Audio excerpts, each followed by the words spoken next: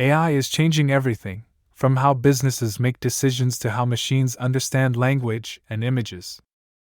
But here's the truth nobody talks about. AI can't work without data mining. It's the process of digging through raw data to find the patterns that make AI smart. This video course is Introductory Data Mining. The book the material comes from is Data Rookies, Data Mining Basics, available from Data Analytics Curriculum LLC and can be direct downloaded from the website. In addition, there are supplements and lab exercises for download. Chapter 5, Classification Analysis. Chapter 5, Section 6, Evaluating Model Performance. Learning Outcomes. By the end of this section, you will understand why evaluating a classification model is essential. You will learn the purpose of train/test splits and why randomization matters. You will be able to interpret a confusion matrix, calculate accuracy, read ROC curves and AUC, and understand how k-fold cross-validation improves evaluation. Why model evaluation matters. Building a classification model is not enough. A model must perform well on new, unseen data. Evaluation helps us measure how well the model generalizes beyond the training data. It also allows us to compare different models, like logistic regression and decision trees, to choose the best one. Train/test split. A common way to evaluate a model is to split the data randomly into two subsets, often using 80% for training and 20% for testing. The training set is used to build and train the model, while the testing set is used to evaluate its performance on data it has not seen before. Randomization is important to ensure that both subsets are representative and unbiased. If you split sorted or ordered data, the evaluation can be skewed or misleading. In Excel, you can shuffle data using the rand function. In R or Python, there are functions to randomly sample the data to create unbiased splits. What is a confusion matrix? A confusion matrix is a table that summarizes the results of predictions on test data. It shows 4 key counts.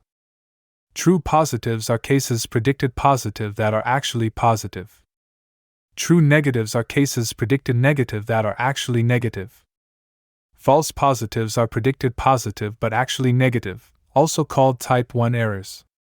False negatives are predicted negative but actually positive, also called type 2 errors. Calculating accuracy. From the confusion matrix, we can calculate accuracy. Accuracy is the proportion of correct predictions. It is calculated as the sum of true positives and true negatives divided by the total number of predictions. High accuracy means there are few misclassifications.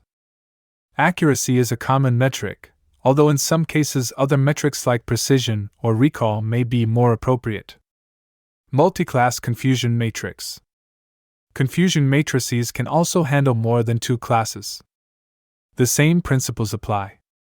Each class has true positives, true negatives, and false negatives, calculated relative to that class. ROC curve and AUC. Another way to evaluate a model is with an ROC curve. The ROC curve plots the false positive rate on the x-axis and the true positive rate, or sensitivity, on the y-axis.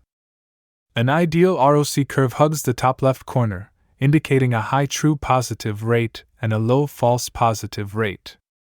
If the curve follows the diagonal line, the model is no better than random guessing. The area under the curve, or AUC, provides a numeric summary. An AUC of 1 indicates a perfect classifier, while an AUC of 0.5 indicates performance equivalent to random chance. A larger AUC means better model performance. K-fold cross-validation. K-fold cross-validation improves evaluation beyond a single train/test split. It reduces variability that can result from any one split and is especially useful for small or medium-sized datasets. The process works like this. First, split the data into k-equal folds, for example 10 folds. For each fold, train the model on the other k1 folds and test it on the held-out fold. Repeat this process for all folds. Then average the performance metrics across all folds to get a reliable estimate of how well the model performs. Summary: always evaluate your classification models with unseen data. Use randomized train/test splits to get unbiased results. Understand and interpret the confusion matrix and accuracy.